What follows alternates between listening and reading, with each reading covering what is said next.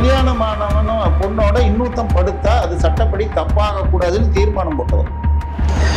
ஆண் பெண் திருமணமே தேவையில்லை, ஒரு ரோ ஹவுஸ் மாதிரி ஒரு பக்கம் ஆம்பளைங்க ஒரு பக்கம் பொம்பளைங்க எவன் வேணா எவளோட போகலாம் அப்படின்னு எழுதினவர் ஈவேரா.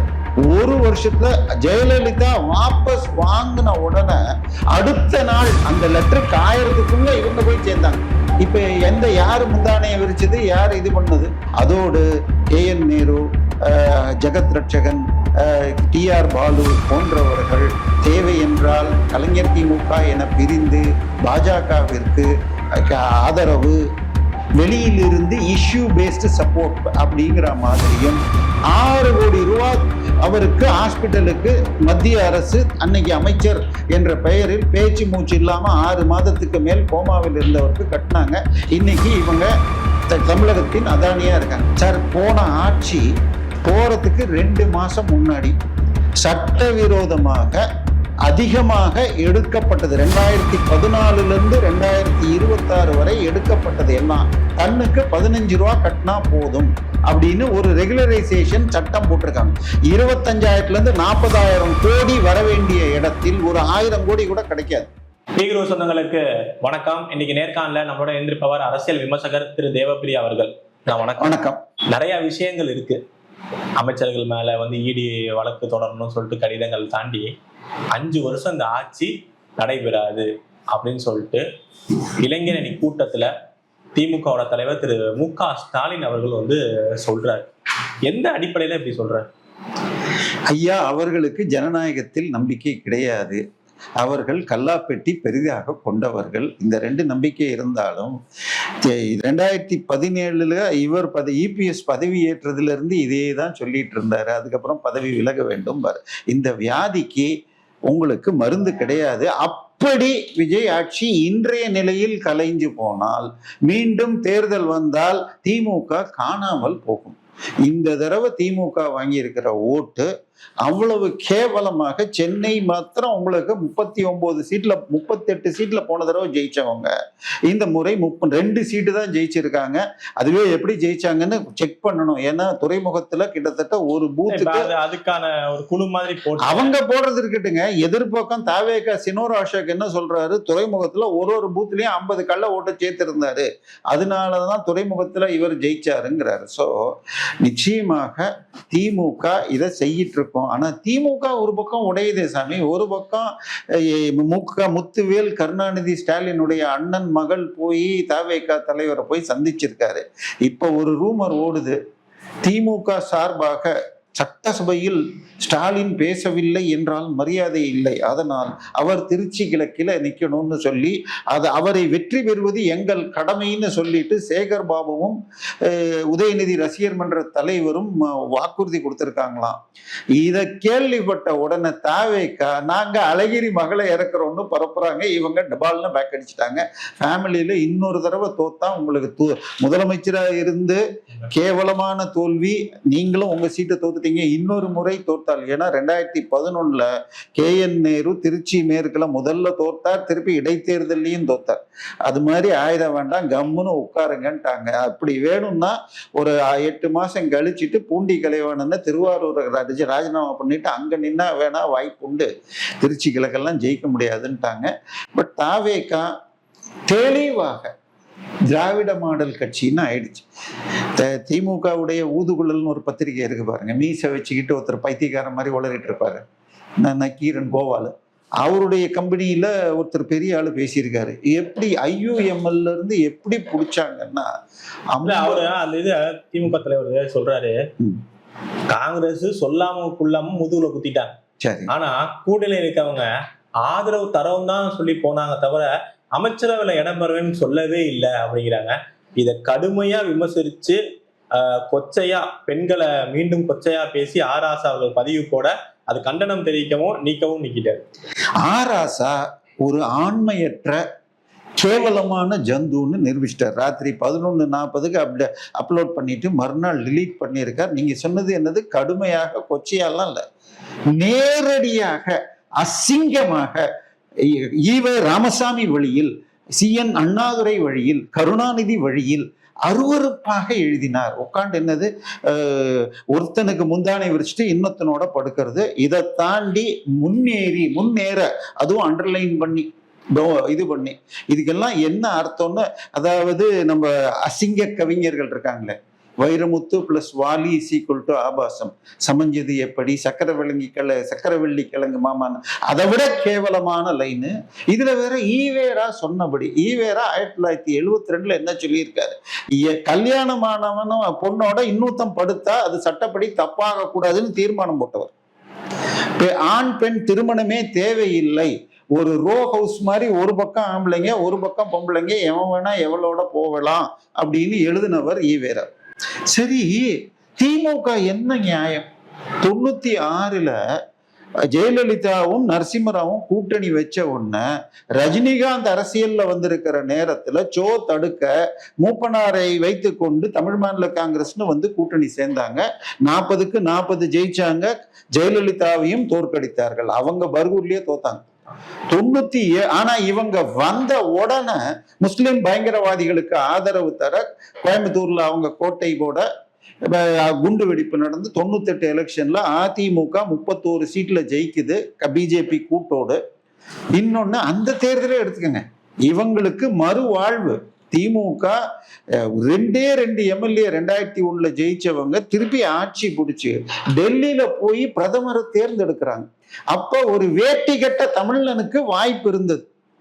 ஏன்னா மூப்பனாரை பிரைம் மினிஸ்டர் ஞாபகம் வச்சுதான் காங்கிரஸ் பழி வாங்குறாங்களோ இல்ல, மூப்பனாரை பிரைம் மினிஸ்டர் ஆக்கினா இவர் எழுந்து நிக்கணும், இன்னொரு தமிழ முன்னாடி நான் எழுந்து நிக்கிறதா அப்படிங்கிற ஒரு வெறியில அந்த வாய்ப்பை கெடுத்தார். இன்னொன்னு, மூப்பனாரை பிரைம் மினிஸ்டரா போட்டிருந்தா காங்கிரஸ் வாபஸ் வாங்க முடியாது. ஏன்னா மூப்பனாருக்கு காங்கிரஸை எப்படி பிடியில வைக்கணும்னு தெரியும். அது முடிஞ்சு சரி 98ல கோவை முஸ்லிம் பாஷா போன்ற இவர்களுடைய தோழமை முஸ்லிம் கட்சிகள், ஜவஹர்லா போலாம் அதுக்குள்ள வரவன் தான், அவங்களால திருப்பி 38ன்னு தோத்து மத்தியில ஆட்சி வருது. ஒரு வருஷத்துல ஜெயலலிதா வாபஸ் வாங்கின உடனே அடுத்த நாள் அந்த லெட்டர் காயறதுக்குள்ள இவங்க போய் சேர்ந்தாங்க. இப்ப யாரு முந்தானையை விரிச்சது, யாரு இது பண்ணது? சரி, இதாவது பரவாயில்ல. 99ல இருந்து 2003 எண்டு வரைக்கும் வாஜ்பாய் ஆட்சியில இருந்துட்டு RSS ஒரு சமூக நல இயக்கம்லாம் கடிதம் எழுதி முரசொலியில, அவர் பேர் என்னங்க, இவருடைய மச்சான் ஒருத்தர் இருப்பாருங்களேன், தமிழ்நாட்டின் அதானியோடைய அப்பா முரசொலி மாறன், அவர் ஒரு 6 மாசத்துக்கு மேல பேச்சு மூச்சு இல்லாம ஹாஸ்பிட்டல்ல ஒரு 6 கோடி ரூபாய் தான் பில்லாச்சு. இலாக்கா இல்லாத அமைச்சராக அதை நம்ம வரி பணம் கொடுத்திருக்கோம், சன் டிவியால கொடுக்க முடியல, வெக்கக்கேடு. 6 கோடி ரூபாய் அவருக்கு ஹாஸ்பிட்டலுக்கு மத்திய அரசு அன்னைக்கு அமைச்சர் என்ற பெயரில் பேச்சு மூச்சு இல்லாம 6 மாதத்துக்கு மேல் கோமாவில் இருந்தவருக்கு கட்டினாங்க. இன்னைக்கு இவங்க தமிழகத்தின் அதானியா இருக்காங்க. அது முடிஞ்சது. முரசொலி மாறனுக்கு பதிலாக அவருடைய மகன் தயாநிதி மாறனுக்கு மந்திரி பதவி கேட்ட உடனே இல்ல வேணா இணையமைச்சர்னு ஒண்ணு அங்கிருந்து வெளியில வந்து இந்த பக்கம் காங்கிரஸோட கூட்டணி. காங்கிரஸோட இப்படி கூட்டணியில இந்தந்த மந்திரி வேணும், இந்தந்த இலாக்கா வேணும், இப்படி எல்லாம் போயிட்டு 2003ல இப்படி காலி பண்ணிட்டு 2004ல ஜெயிச்சோம்னா 2013ல கனிமொழியுடைய 2வது டேர்ம் ராஜ்யசபா வர்றப்ப அந்த 5 எம்எல்ஏ ஆதரவு இல்லைன்னா கிடைக்காதுன்னு அது வரைக்கும் வச்சுட்டு அதை வாங்கின உடனே கூடா நட்பு கேடாய் முடியும்னு வெளியில போறது. சோ காட்டி கொடுப்பதும் கூட்டி கொடுப்பதும் யாருடன் வேண்டுமானாலும் சேருவதும் திமுகவுடைய. சார், தமிழ் மாநில காங்கிரஸ் 96ல ஜெயலலிதா காங்கிரஸோடு சேர்ந்ததை எதிர்த்து மூப்பனார் வந்தார். ஆனா இப்ப இந்த விஷயத்துல நீங்க சொல்றீங்கல்ல, காங்கிரஸ் விஷயத்துல அவங்க கூட்டணி கட்சிகள் எல்லாரும் வெளியில போனப்போ இப்ப எல்லாரும் சொல்றாங்க, IUML தலைவரா இருக்கட்டும் எல்லாரும் சொல்றாங்க அதிமுக திமுக பேச்சுவார்த்தை நடந்தது உண்மை அப்படிங்கிறாங்க. சார், இதுல அதாவது கைப்புண்ணுக்கு கண்ணாடி தேவையில்லைங்க, உங்க கையால பார்க்கலாம். எதுக்காக திமுக இந்த இதுல ஒரு இது போட்டாங்க தீர்மானம், இந்த சூழ்நிலையில் எந்த முடிவை எடுப்பதற்கும் ஸ்டாலினுக்கும் அதிகாரம். அப்ப எதுக்கு என்ன அதிகாரம்? நீங்க எதிர்கட்சியா சட்டசபையில போய் உட்கார்றதுக்கு உங்களுக்கு என்னத்துக்கு அதிகாரம்? சார், தமிழ் மாநில காங்கிரஸை உடைச்சு சிதம்பரம் ஒரு கட்சி ஆரம்பிக்கிறார் திமுகவோட 2001ல கூட்டு. திருப்பி அந்த கட்சியில எம்எல்ஏவாக சேர்ந்த பொரசவாக ரங்கவான திமுக எடுக்கிறார், சிதம்பரத்தாலே இவர் இழுக்கிறார். எந்த அளவுக்கு இவர் எல்லா கட்சியும் உடைச்சிருக்காருன்னு எல்லாருக்கும் தெரியும். அப்புறம் தேமுதிக கூட்டணி கட்சிகள் முடிச்சுக்கிட்டாங்க. ஜவஹர்லா இருக்கட்டும், சார் எல்லாம் பதவி தனி சின்னத்துல தான் இனிமே நிக்க போறோம். இல்ல அதுக்குதான் இன்னைக்கு கொடுத்துட்டாங்க. ஜவஹர்லாவுடைய தொகுதிக்கு போய் அவர் நன்றி சொல்ல போறப்ப நீங்க தைரியம் இருந்தா திமுக ஆதரவு இல்லாமல் தனியா ஜெயிச்சு காட்டுங்கன்னு போஸ்டர் விட்டாங்க. அவரு இது கொள்கை கூட்டணி அப்படி இப்படின்னு சமாதானம் பேசிட்டாரு. ஆனா இன்னைக்கு காங்கிரஸ்காரன் சொல்லிட்டான், உதயநிதியும் சேகர் பாபாவும் ராஜினாமா பண்ணிட்டு கூட்டணி கட்சிகள் ஆதரவு இல்லாம வெறும் உதயசூரியன் மட்டும்னு சொல்லி இப்ப ஜெயிச்சு காட்டட்டும், அதுக்கப்புறம் எங்களை பத்தி பேசட்டும்ட்டாங்க. சார் 1957 இருந்து இன்னைக்கு வரைக்கும் ஒரு தேர்தலில் கூட கூட்டணி இல்லாமல் இருந்ததில்லை. 2014 பாராளுமன்ற தேர்தலில் ஜெயலலிதா கூட்டணி இல்லாத இருந்த பொழுது கூட ஒரு முஸ்லிம் கட்சியும் ஒரு தலித் கட்சியும் வச்சுட்டு தான் இவர் சந்திச்சு வாங்கினது 21% ஓட்டு. இந்த முறை கூட்டணியை கழிச்சா அவர் அதை விட சட்டமன்ற தேர்தலில் குறைஞ்சு போச்சு. 20க்கு கீழே 24ன்னு கணக்கு காட்டுவாங்க. 2 மதிமுக, 3 முஸ்லீம் லீக், 2 கொங்கு கட்சி, இன்னும் 2 கட்சி எல்லாம் உதயசூரன்ல நின்னதை கழிச்சிங்கன்னா 20 கீழே போயிடுச்சு. திமுக புடை தெரியப்பட்டது. சட்டம் ஒழுங்கு, போதை மருந்து விற்கிறது, டாஸ்மாக்ல 11 கம்பெனில 9 கம்பெனிகள் நேரடியாக திமுக காரனுக்கு சொந்தமானது. இதுக்கெல்லாம் மீறி என்ன சார் நடக்கு? நீங்க மக்கள் உங்களை நிராகரித்து விட்டார்கள். ஆனா ஒண்ணு சார், எனக்கு ஒரு சின்ன டவுட் இருக்கு. நம்ம இந்த மகாபாரதம் நீங்க ஃபுல்லா கேட்டீங்கன்னா, சகுனி தன்னுடைய குடும்பத்தை கொலை செய்த துரியோதனனை பழி வாங்குவதற்காக கூட இருந்து செய்தான்னு ஒரு கதை உண்டு. அது மாதிரி ஆராசா ஏதாவது பண்றாரா? போன எலெக்ஷன்ல அவரு இந்த சலசலப்பு ஒண்ணு இருக்கே. இப்ப அடுத்தது இப்ப உதயநிதி அவர்கள் தான் எதிர்கட்சி தலைவரா இருக்காரு சட்டமன்றத்துல. அவருக்கு முன்னுரிமை கொடுக்கறதுனால கனிமொழி அவர்களுக்கும் உதயநிதி அவர்கள் கேங்குக்கும் ஒரு மோதல் போறதா ஒரு பேச்சுவார்த்தை. ஐயா, உதயநிதி அரசியல்ல இருக்காரா? இன்னைக்கு பேப்பர்ல ராஜ்கமல் இன்டர்நேஷனல்ல அவரு சினிமா நடிக்கிறார்னு வந்துருச்சு. இப்போ பார்ட் டைம் அரசியல்வாதியா இவரு உங்களுக்கு நம்பர் அனுப்பிச்சிருக்கிறேன். ஏற்கனவே ஏஞ்சல்னு ஒரு படத்துல டபுள் ஹீரோயினோட புக் ஆகி 40 நாள் போய் ஜாவா தீவுல போய் படம் எடுத்துட்டு 8 நாள் பாக்கி இருக்கிறப்ப படத்தை முடிக்காம 13 கோடி ரூபாய் நஷ்டம், 8 வருஷத்துக்கு வட்டியோட 30 கோடி நஷ்டத்துல தயாரிப்பாளர் அழுதுட்டு இருக்கார் ஒருத்தர். அவருக்கு முடிச்சு தரல. சரியா? இவருடைய தொழிலுக்கே இவர் கொடுக்குற மரியாதை அதுதான். சினிமா டிஸ்ட்ரிபியூஷன், சினிமால இருக்கு தயாரிப்பாளர் இவர். இன்னைக்கு சினிமாக்கு வரன்ட்டாரு. அங்க கனிமொழி தனியாக மூவ் பண்ணிட்டு இருக்காங்க. கட்சியில ஒரு ஒர்க்கிங் பிரசிடென்ட் அப்படின்னு போட்டு செயல் தலைவர் அதை கனிமொழிக்கு கொடுக்கணும் என்பதாக ஒரு மூவ்மெண்ட் நடக்குது. அதோடு KN நேரு, ஜெகத் ரட்சகன், TR பாலு போன்றவர்கள் தேவை என்றால் கலைஞர் திமுக என பிரிந்து பாஜகவிற்கு ஆதரவு, வெளியிலிருந்து இஷ்யூ பேஸ்டு சப்போர்ட் அப்படிங்கிற மாதிரியும் எல்லாவற்றையும் எதிர்க்க வேண்டாம். ஏன்னா இப்ப காங்கிரஸ் இவங்களை கழட்டி விட்டாச்சு முழுக்க.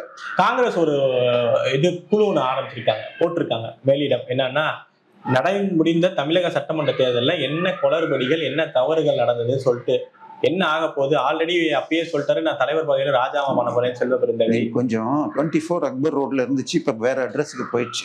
காங்கிரஸ் அலுவலகத்துக்கு போனா ஒரு 111 தோல்வி நடந்திருக்கு இது வரைக்கும் ராகுல் காந்தி பதவியேற்ற பிறகு.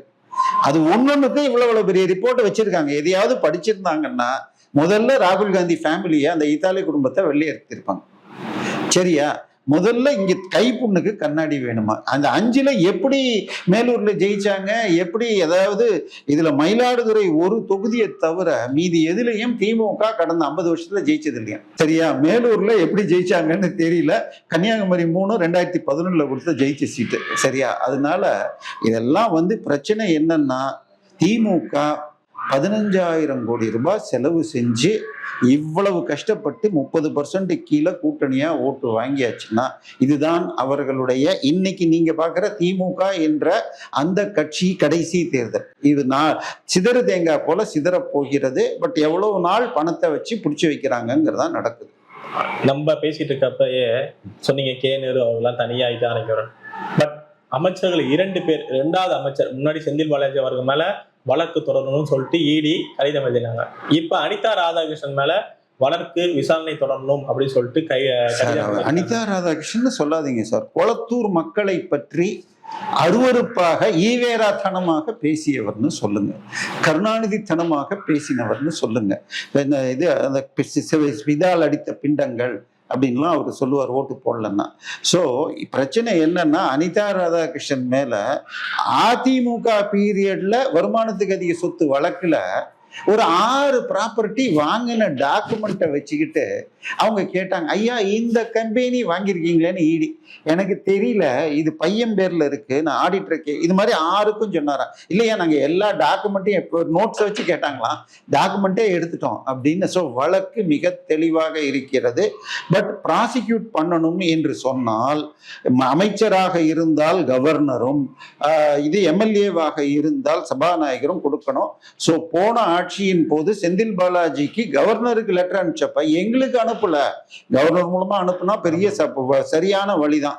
அதை காரணம் காட்டி ஸ்டாலின் அவர்கள் தப்பிச்சாரு. இப்ப நேரடியாக முதலமைச்சருக்கு லெட்டர். இப்ப ஜோசப் விஜய் அவர்கள் என்ன சொல்லியிருக்காரு, நாங்க தூய ஜக்தி, ஜக்தி அந்த தூய சக்தின்னா முதல்ல இதுக்கெல்லாம் 4 நாள்ல அப்ரூவல் கொடுக்கணும். அதை விட்டுட்டு இதெல்லாம் தெரியுதா? டான்சன்கோ செந்தில் பாலாஜி அவர் வழக்குல மேல்முறையீடு போனாங்க, தள்ளுபடி பண்ணிட்டாங்க உச்ச நீதிமன்றம், சிபிஐக்கு. ஆமா, 10 நாள் மேல ஆயிடுச்சு. ஏன் இன்னும் அந்த விஷயங்கள் தெரியாம இருக்கா முதல்வருக்கு? என்ன நடக்குது? இல்ல, ஆனா ஒரு பக்கம் அமைச்சர் சிடி நிர்மல்குமார் அவர்களா இருக்கட்டும், டெண்டர்லாம் கேன்சல் பண்றோம், நடவடிக்கை எடுக்க போறோம் அப்படின்னு ஒரு பக்கம் அது நடந்துட்டு தான் இருக்கு. ஆனா முக்கியமான அதிகாரிகள் மேலேயோ நீங்க சொல்ற அதே இது கரண்ட் கட் ஆகுது, எங்க பார்த்தாலும் சிட்டிக்குள்ள நைட்டு ஃபுல்லா ஆவடியில கரண்ட் இல்ல, கொளத்தூர்ல கரண்ட் இல்லைன்னு பேப்பர்ல செய்தி வருது. கேட்டா உடனே சபோர்டேஜ்ங்கிறாரு. மே மாதம் கான்ட்ராக்டர் மாத்துறது பண்றாங்க, இது ஏப்ரல்ல டிசம்பர்ல பண்ணணும்னு யாரோ போட்டாங்க. ஆனால் இப்ப கரண்ட் வாங்கினால் தனியார்கிட்ட நைட்ல 20 ரூபா வரைக்கும் வாங்கிட்டு இருந்தாங்க. திமுக பீரியட்ல நடந்துச்சு. அதாவது சென்ட்ரல் பூல்ல போறதுக்கு மேல ஷார்டேஜ 20 ரூபாய்க்கு வாங்கினால் கமிஷன் அதிகமாக கிடைக்கும். அந்த மாதிரி பிளான் பண்றாங்களா என்னன்னு தெரியல. இபிஐ பொறுத்த வரைக்கும் ஒரு பக்கம் 2 பேரை இப்ப ஓஎஸ்டிஎஃப் முதல்ல அவருடைய அந்த ஊத்துக்குழியை சேர்ந்த கிளிஜோசியம் பார்த்துட்டு பிறகு டெல்லியில போய் தங்கி ரத்தன் பண்டிட் என்று பெயரை மாத்தி கொண்டவருக்கு ஓஎஸ்டி கொடுத்தாங்க. அதை ஓசிச்சோறு என அழகிரி சொன்ன வீரமணி சொன்ன உடனே வாபஸ் வாங்கினாரு. இப்ப நம்ம பார்த்திருப்போம், திமுகவுல கூட ஆட்சியில் இருக்கப்ப திரு வீரமணி அவர்கள் சொல்றத எதுவுமே செயல்பட்டதா நம்ம பார்த்ததே இல்லை. ஆனா தாவேக்கு ஆட்சிக்கு வந்த அப்புறம் நீங்க சொன்ன மாதிரி எதிர்ப்பு தெரிவிச்சோடனே அவர் எடுத்தது. இப்ப அறநிலையத்துறையோட செயலாளரா ஒருத்தரை போட்டோடனே இதுல என்ன பிராமணமா அமைச்சரும் பிராமணன் இல்ல, எனக்கு இல்ல மாற்றின் இதை கூட நான் பரவாயில்ல. ஆனா திருப்பி குமரகுருபரன் என்ற ஒரு பழைய ஆளை போட்டிருக்காங்க. அவர் 3 வருஷம் அங்க இருந்துட்டு அந்த பீரியட்ல எதுவும் சரியா நடக்கலன்னு சொல்லி அதிமுக காலத்துல, அதுக்கப்புறம் இங்க டிரான்ஸ்பர் ஆனப்பறையும் ஸ்பெஷல் ஆபீசர் அண்ட் டியூட்டின்னு அப்பப்ப பார்த்துட்டு கிட்டத்தட்ட அந்த துறையில் வச்சார். அவர் அமைச்சர்களின் ஊழல்களுக்கு உதவுகிறார்னு இவரை கொண்டு போய் கார்பரேஷன் கமிஷனர் வச்சிருந்தேன். கார்பரேஷன் நம்ம சேகர் பாபு கீழே வருது.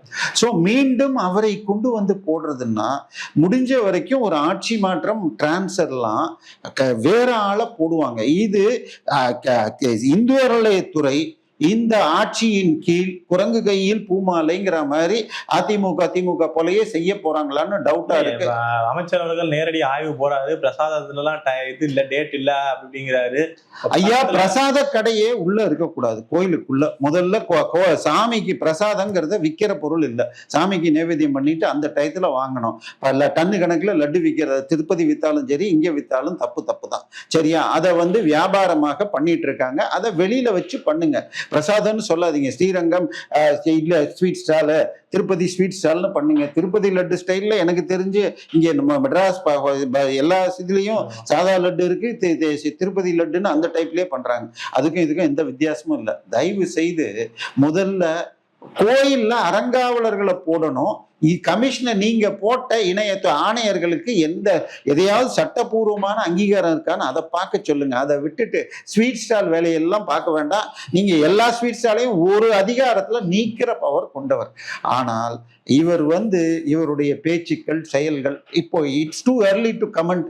நம்ம பார்க்கணும். பட் என்ன நடக்குது ஆட்சியில? கோயம்புத்தூர்ல நடந்ததை நினைச்சா இல்ல, சட்டம் ஒழுங்கு எவ்வளவு திமுக சவாலா இருந்ததோ தோல்விக்கு முக்கியமான காரணம் அது இப்பயும் இங்க தலை தூக்கி இருக்கு திரு தாவேகா. இல்ல, இவங்க ஆட்சிக்கு வந்தது 5ஆம் தேதி பதவியேற்றது. மந்திரி சபைக்கு மந்திரிகளுக்கு ஆனா இன்னைக்கு வந்து சட்டம் ஒழுங்கு மீட்டிங் வர முதல்வர் விஜய் அவர்கள், ஜோசப் விஜய் அவர்கள் வந்து இல்ல, ஒரு 10 வயசு குழந்தை இப்படி நடந்ததுன்னு நினைச்சா நம்மளால நினைச்சு கூட பார்க்க முடியல.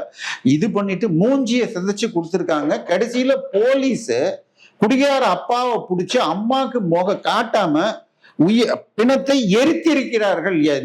இப்ப நேத்தைக்கு ஒரு நடிகை வந்து வரதட்சணையில கொலை பண்ணியிருக்கான்னு டெல்லியில செகண்ட் பயாப்சி நடக்குது. இப்ப இந்த குழந்தையுடைய செகண்ட் பயாப்சி பண்ண முடியாது, நேற்றுக்கு அழிச்சிருக்காங்க. ஏன் இந்த வேலை நடந்திருக்கு? போலீஸும் எம்எல்ஏவும் கூட இருந்து அம்மா கையெழுத்து போட மாட்டேன்னு சொல்லிட்டு இருக்காங்கன்னு உடனே அப்பாவை தனியா கொண்டு போய் பண்ணிட்டாங்கன்னு ஓடிட்டு இருக்கு. என்ன நடக்குது சார்? லா அண்ட் ஆர்டரை கையில கொண்டு வந்து பிரஸ் மீட்ல பாப்போம், சிரிச்சுக்கிட்டு இருக்கு. இல்ல சார், அது நான் ஓகே, போலீஸ்க்கு ட்ரைனிங் கொடுத்துருப்பாங்க, சைக்கலாஜிக்கல் ஐபிஎஸ்ல கண்டிப்பா உண்டு. அமைச்சரும் சிரிச்சாருன்னு வருது சார். அது வந்து கண்ட்ரோல் பண்ணிக்கணும், கத்துக்கணும் கேமரா முன்னாடி பேசுறப்ப. பட் அதை நம்ம அது வேணும்னு சிரிச்சாங்கல்ல, நான் எடுத்துக்கல. அமைச்சர் ரெண்டு அமைச்சர், அதுவும் பெண்கள் அமைச்சர்களே இல்ல, அதுதான் நான் சொல்றேன். கமெண்டா இருக்கட்டும், அந்த அவங்களும் இல்ல சார், அதுதான் சார், கேமரா முன்னாடி எப்படி பேசணுங்கிறது நமக்கு வந்து இன்னும் பழகல, சரியா? அதுதான் பிரச்சனை. பட் நான் சொல்றது இன்னும் பர்மனன்ட் டிஜிபி போடல, அதுக்குரிய வேலையே நடக்கல.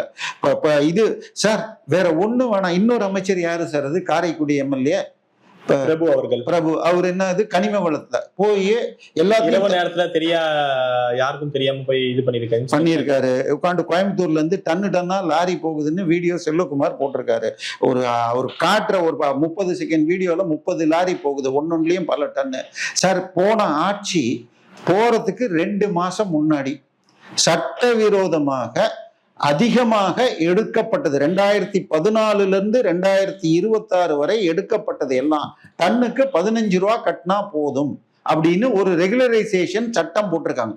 25,000 இருந்து 40,000 கோடி வர வேண்டிய இடத்தில் ஒரு 1000 கோடி கூட கிடைக்காது. முதல்ல சட்டவிரோதம்னா ஆக்சுவல் அமௌண்ட் பிளஸ் அபராதம் போட்டு அவங்களுக்கு ஜெயில் தண்டனை வாங்கணும். இதை முதல்ல சரி பண்ணும். உங்களுக்கு பேப்பர் கட்டிங் காட்டுறேன், அதை போடுங்க. சோ அமைச்சர் பேச்சுக்கள் எல்லாம் ரொம்ப நல்லா இருக்கு சார். பட் ஆக்ஷனுக்கு டைம் வேணும்.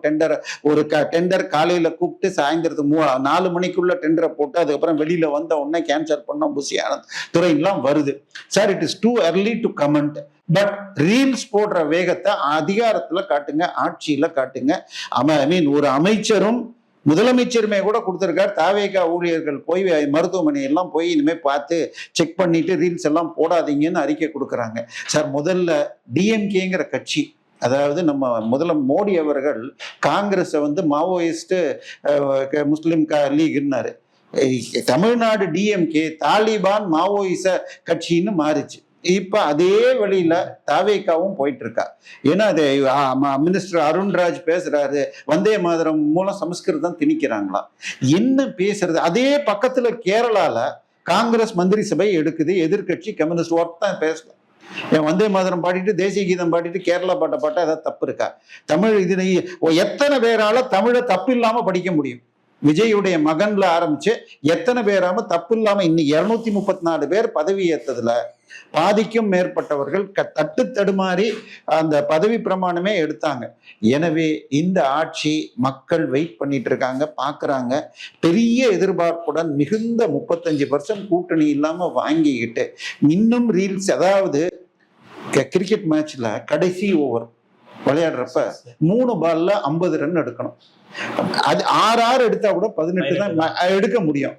ஆனா நீங்க நோபால் ஃபுல் டாஸ் நோபால் போட்டு வரிசையா இந்த டெலிவரி கொடுத்தீங்கன்னு வச்சுக்கோங்க, ஃப்ரீ ஹிட், கேட்ச் பிடிச்சா கூட அவுட் கிடையாது. அது மாதிரி இவங்க தாவேகா செஞ்சிட்டு இருக்கா. ஒரு பக்கம் லா அண்ட் ஆர்டர், ஒரு பக்கம் என்னது எரியிற பில்டிங்ல போய் ரீல்ல எடுத்துக்கிட்டு அதுல விஜயுடைய போட்டுக்கிட்டு ஒரு எம்எல்ஏ போடுறாரு. அதுக்கப்புறம் எம்எல்ஏக்கள் மேல இது எல்லாமே தமிழக மக்களுக்கு இந்த ஆட்சி என்ன பண்ணுது? திமுக இது வழக்கு எப்ப சார் போடுவீங்க? முஸ்தபா பேர்ல தாவேகாவுடைய கொள்கையே சனாதன ஒழிப்பு தான் சொன்னா அவரு இது கொடுத்துட்டா போட மாட்டீங்களா? ஹேட் ஸ்பீச்சுக்கு கம்ப்ளைண்டே இல்லாம எஃப்ஐஆர் போடணுங்கிறது சுப்ரீம் கோர்ட் ஜட்மெண்ட். திரு முஸ்தபா பேசினதும் இதுதான். சனாதனம் என்றால் தமிழகத்தை பொறுத்தவரை அது பிரிவினைன்னு சொன்னார் பாருங்க. அதுவும் மதமாற்ற சிந்தனையாளர்களின் திணிப்பு, மனநிலை குன்றியவர்கள் கூறும் பேச்சு. திரு எம்எல்ஏ முஸ்தபாக இருக்கட்டும், இல்ல அமைச்சர் ஆதவ் அர்ஜுனா இருக்கட்டும், உதயநிதி, இவங்க 3 உதயநிதி சட்டமன்றத்துக்குள்ள பேசினதுனால வழக்கு. யாராவது மத ஜாதி பிரிவினை, பெண்ணடிமைத்தனத்தை சனாதனம் என்ற வார்த்தையில் சொன்னால் அவர்கள் மீது ஹேட் ஸ்பீச் என்று போடணும். இல்லைன்னா இந்த ஆட்சி தவறு செய்கிறது. அதே போல ஸ்டாலின் பேர்ல நீங்க சொன்னீங்கல்ல அந்த செந்தில் பாலாஜி வழக்குல, அந்த வக்கீலுக்கெல்லாம் 1 கோடி ரூபாய் ஃபீஸ் கொடுத்திருக்காங்க சார். அது எங்க வரி பணம்? அதுக்கு ஸ்டாலின் பேர்ல இவர் கேஸ் போடுவாரா? தமிழர் வரி பணத்தை வீண் செய்திருக்காங்கன்னு. இதையெல்லாம் பண்ணணும். தயவு செய்து வெறும் பேச்சு, ரீல்ஸ் போடுறதை தாண்டி இவர் என்னைக்கு ஆக்ஷன் வரப்போகுது? அஃப்கோர்ஸ் டூ அர்லி இப்ப இந்த நேரத்துல கமெண்ட் அடிக்கிறது. பட் இதுவரை நம்பிக்கை தரவில்லை. ஆபீஸ்க்கு தினம் வரீங்க, கையால சாப்பிடுறீங்க, டிஃபன் பாக்ஸ் கொண்டு வரீங்க, இதெல்லாம் கேட்கறவங்களுக்கு பிடிக்கலாம். எங்களை பொறுத்த வரைக்கும் ஆக்ஷன் வேணும். அதுல எதுவும் நம்பிக்கை வரா மாதிரி தெரியல. இப்ப சுட சுட வந்த செய்தி அதிமுக, அதாவது அதிமுகல வேலுமணி அவர்களுக்கு ஆதரவா இருந்த 3 எம்எல்ஏக்கள், மதுராந்தகம், பன்ரோட்டி, தாராபுரம் 3 எம்எல்ஏக்கள் சபாநாயகர்கிட்ட போய் தனது ராஜினாமா கடிதத்தை கொடுத்துருக்காங்க. என்ன இது ஒரு பெரிய பேசு பொருளா அமைஞ்சிருக்கு தமிழக அரசியல்ல. என்ன நடக்க போகுது அடுத்தது? இல்ல, இது கட்சி தாவல் தடை சட்டம் வந்த பிறகாக உங்களுக்கு 3/2 பங்கு எம்எல்ஏஸ் போனா தான் கட்சி தாவல் நடக்காது. சோ இப்படி முடியலங்கிற பட்சத்துல இதற்கு ஆல்டர்னேட் என்ன பண்ணுவாங்க? எதிர்கட்சி எம்எல்ஏக்கள் ராஜினாமா பண்ணிட்டு ஆளுங்கட்சியில வருவாங்க. அதுக்கு நடுவுல சட்டமன்றம் கூடினாலும் இருக்கிற இதுல மெஜாரிட்டி இருக்கும். இப்ப தாவேக எவ்வளவு மெஜாரிட்டியில இருக்கு? 107 பிளஸ் ஒரு ரிசைன் பண்ண சீட்டு சேர்த்தாலும், திருச்சி கிழக்கு ஜெயிச்சாலும் 108. காங்கிரஸ் 5 சேர்த்தா 113. இப்பொழுது 50 கோடி வாங்கி கொண்டு வக்ஃப் போர்டு சீட்டு என்றெல்லாம் பேசி ஐயுஎம்எல்லும் இதுல மவுண்ட் ரோட்ல ஒரு ப்ராப்பர்ட்டி வாங்கி கொடுப்பதாக சொல்லி விசிகாவும் சேர்த்தது கேட்டா 117 ஆகுது. இந்த கம்யூனிஸ்டுகளை நம்ப முடியாது. எதுனாலும் எந்த பக்கம் போவாங்க, ஏதாவது காரணம் சொல்லுவாங்க. இந்த 3 பேரை இங்க கொண்டு வந்து விட்டால் 120 ஆயிடுச்சுன்னா ஆட்சிக்கு சிக்கலே கிடையாது. எனவே இவர்கள் இப்பொழுது விசிலில் நின்று, ஏன்னா இவங்க பெரிய தலைவர்களும் கிடையாது, இதுவும் கிடையாது. இது மாதிரி நடந்தா தூய சக்தி நாம் ஒரு மாற்றுன்னு சொன்னவருக்கு ஒரு கெட்ட பேரா அமையாதா சார்? காங்கிரஸ்ல நின்று 5 பேரும் எதை சொல்லி ஜெயிச்சாங்க? விஜய் கூடாது, இவங்க வேணும் தான் நின்னாங்க. விசிகா என்ன சொல்லி நின்னாங்க? விஜய் கட்சி RSS பிள்ளை என்று சொல்லி ஜெயிச்சு வந்தாங்க. இப்ப RSS பிள்ளை ஆட்சியை காப்பாத்துறாங்களா? சோ குதிரை பேரம், அதாவது முதல்ல அதிமுகல இதை ஆரம்பிச்சு வச்சதே விஜய் கட்சியை தன் கையில் வைத்துள்ள ஆதவ் அர்ஜுனாவின் மாமியார் ரோசா பூ, சின்ன ரோசா பூன்னு அவங்க தான் கட்சியை வச்சுக்கிட்டு இருக்காங்க. ஸோ அவங்க அதிமுகல சேர்றதுக்கு 500 சி கொடுத்து சேர்ந்தாங்களாம். நீங்க சொன்ன அந்த வேலுமணி கூட்டத்தை சேர்ந்த 26 எம்எல்ஏக்களில் 25 பேருடைய போஸ்டுகளை நீக்கினார்கள். ஆனால் இந்த ரோசாப்பூ அம்மையார் பதவி நீக்கப்படவில்லை.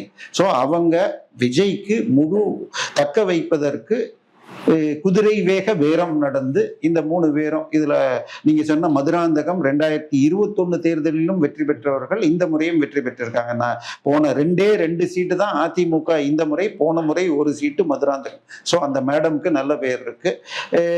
இதுவும் உங்களுக்கு 1 இயர் பெல்ட்லையும் விஜயுடைய இதை வச்சுக்கிட்டு இப்ப விசில்ல நின்னா ஜெயிக்க முடியும். ஸோ அவர்கள் ஒரு பெரிய அளவில் 50 ஸ்வீட் பாக்ஸ்களை வாங்கி கொண்டு இவர்கள் சென்றிருக்கலாம். எதிர்காலம் நன்றாக அமைந்திருக்கும்.